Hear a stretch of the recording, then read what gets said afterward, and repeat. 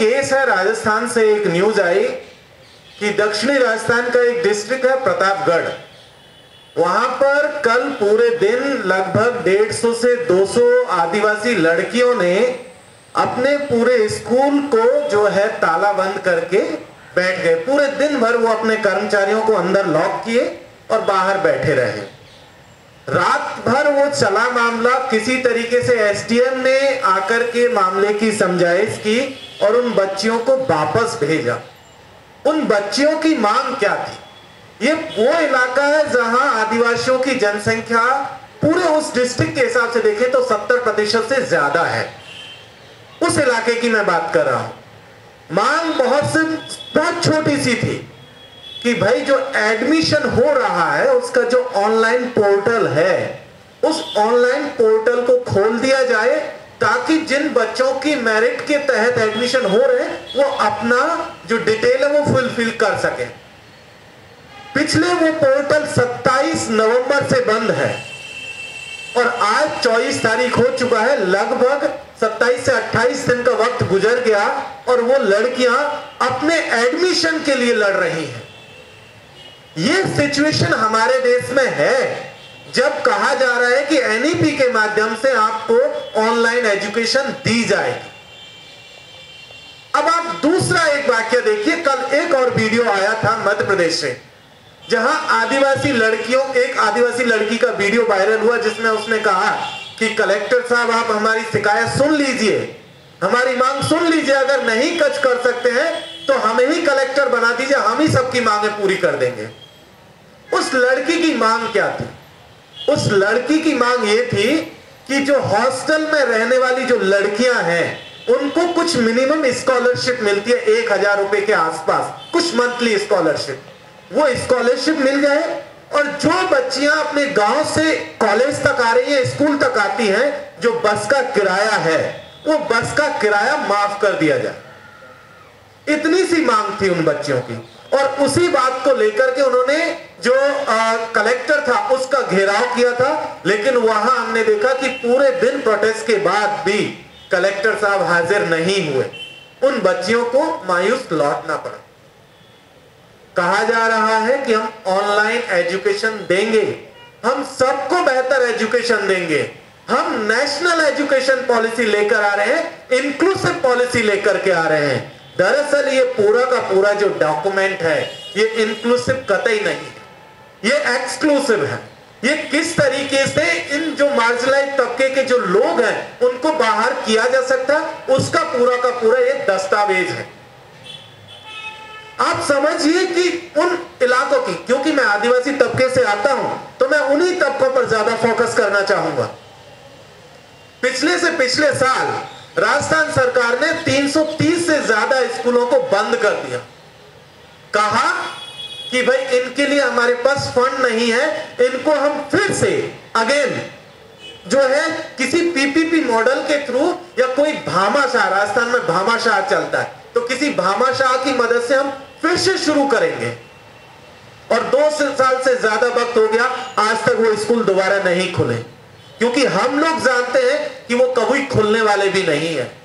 यही new education policy कहती है कि जो ऐसे संस्थान हैं जिनके लिए कोई फंडर नहीं होगा, कोई फंड नहीं देगा, उनको मर्जर, क्लोजर, टेक ओवर, ये तो इसी पॉलिसी का हिस्सा है। डॉक्यूमेंट कह रहा है कि भाई आप इस पॉलिसी के तहत इनकी जो संख्या है उसको आप लिमिट करिए, मर्जर कर सकते हैं, क्लोज कर सकते हैं या उनका टेक ओवर कर सकते हैं। आपकी न्यू एजुकेशन पॉलिसी कह रही है। तो इस तरीके की न्यू एजुकेशन पॉलिसी जो डिप्राइव्ड सेक्शन के लोग हैं, खास करके आदिवासी तबके के जो लोग हैं, उनके लिए बहुत खतरनाक होने जा रही है। आज की तारीख में जो सिचुएशन है इन आदिवासी इलाकों की देखेंगे तो पता चलेगा 2019 में सुप्रीम कोर्ट का एक वर्डिक्ट आया था और कहा था कि जिन आदिवासी कम्युनिटी के पास या इंडिविजुअल्स के पास अपनी जमीन का पट्टा नहीं है जिसमें वो रहते हैं या जिस सामुदायिक जमीन पर वो खेती करते हैं या चरागाह की भूमि, उनको वो जमीनें खाली करनी होंगी। और जब वो डेटा निकल करके आया, तमाम राज्य सरकारों ने डेटा दिया, तो कहा गया कि 1.5 करोड़ से ज्यादा आदिवासी ऐसे हैं जिनके पास फॉरेस्ट राइट एक्ट के तहत जो है जमीन पर पट्टे नहीं है।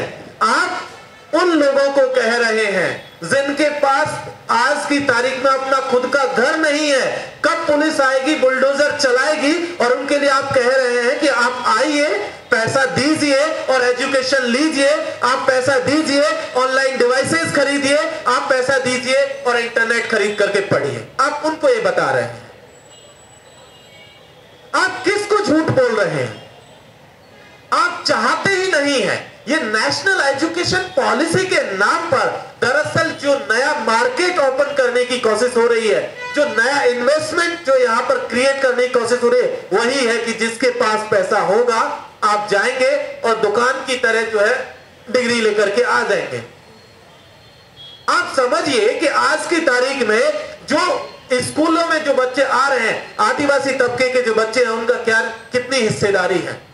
कितने लोग हैं जो प्राइमरी एजुकेशन के बाद बाहर हो जा रहे हैं, स्कूल एजुकेशन के बाद बाहर हैं? हायर एजुकेशन का रिप्रेजेंटेशन आपका 1% से कम है। और कहा जा रहा है कि आप 4 साल ग्रेजुएशन करेंगे, FYUP के तहत आपको ऑनर्स की डिग्री मिलेगी। आप मुझे बताइए कि अरबिक में डिप्लोमा करने के बाद या हिस्ट्री में सर्टिफिकेट के बाद कौन सी नौकरी मिलने जा रही है? या पर्शियन में आपको डिप्लोमा के बाद कौन सी नौकरी मिलने जा रही है? दरअसल ये पूरा का पूरा जो एजेंडा है, अगर मैं इसको दूसरे नजरिए से देखूं तो 38% आदिवासी आज भी ऐसे हैं जिनके पास कच्चे घर हैं। 16% से ज्यादा इस देश की आबादी ऐसी है जहां 0 से लेकर के 8 आवर्स के बीच में बिजली आती है लोगों के पास। आप उनको बता रहे हैं कि आप ऑनलाइन एजुकेशन लीजिए। 65% जो आपके मोबाइल या डिवाइसेस यूजर है वो मेल है, 35% यूजर्स फीमेल है। आप बताइए उन महिलाओं को कैसे समझाएंगे?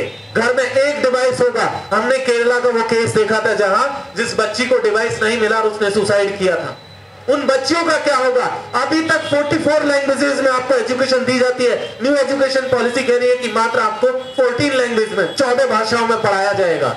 सोचिए उन छोटी छोटी भाषाओं का, उन छोटे छोटे दूर दराज के इलाकों में जहां उन भाषाओं के बोलने वाले बहुत कम लोग हैं, उनको फोर्स किया जाएगा कि आप प्राइवेट स्कूलों की तरफ जाइए और वहां इंग्लिश में जाकर के आप पढ़िए, पैसा दीजिए, पहले वो सब छोड़ करके आइए और पैसे के इंतजाम में लग जाइए। तो ये जो पूरा का पूरा एजेंडा है, ये agenda anti ST SC OBC है। जो मार्जिनलाइज्ड तबका है, जो गरीब तबका है, उसके खिलाफ है और न्यू मार्केट ओपन करने की ये कोशिश जारी है। इसी एजुकेशन सेक्टर में कोई नया अडानी और कोई नया अंबानी खड़ा करने की कोशिश जारी है। बहुत बहुत शुक्रिया साथियों।